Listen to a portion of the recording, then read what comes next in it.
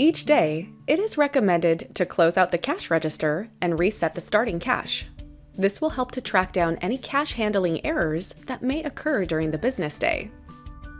To close out the cash register, click the down arrow on the right side of the Orders tab from the navigation bar at the top, and then click Cash Register from the dropdown. We will see 3 tabs: Payouts, Pay-ins, and End of Day. Before we begin closing out the cash register, we do want to make sure that we process any pay-ins or payouts from these tabs here. Once we're ready to close the register, either at the end of a shift or business day, click the End of Day tab. Here we can see the time and date of the last closeout. Then we can enter the date and time we'd like to close out the register for. This will default to the current date and time, but we can make changes if we need to. When that's set, click the Run button to start closing out. The next step will show more details.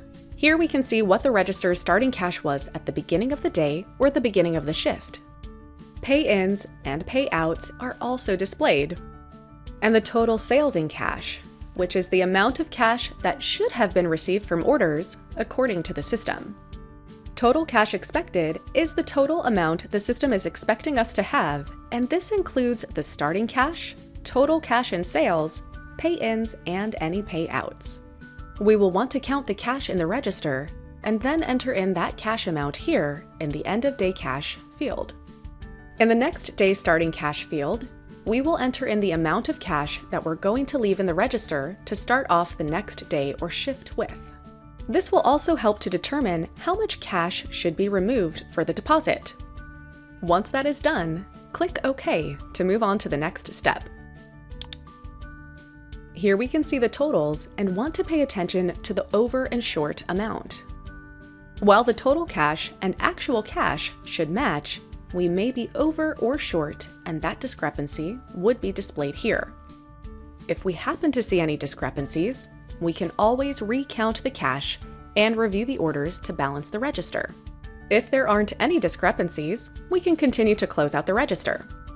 We do want to pay attention to how much was entered in as the next day's starting cash and make sure that amount is in fact left in the register to start the next business day or shift with. We also need to make sure that we take out the cash that is the total available for deposit. Pitfalls can occur here when an employee forgets to take out the cash for the deposit. That means the cash is left in the register, and when it's time to close the register next, the totals will not match because the starting cash wasn't correct in the physical register itself, even though in the system, the cash totals were entered correctly. Avoid this pitfall and be sure to take out any cash from the physical cash register when needed. Once everything looks correct, click on Closeout below. There is one final step before we're done closing the register in the system. Be sure to not overlook this important step in the register closeout process. If it is, then the cash register will continue to stay open, which may cause discrepancies for future closeouts in the system. Just make sure that any employee that is responsible for closing the cash register is following all of the steps we are showing in this video or listed in the Support Center article. We will need to confirm that we want to close out the register for this date and time by clicking OK.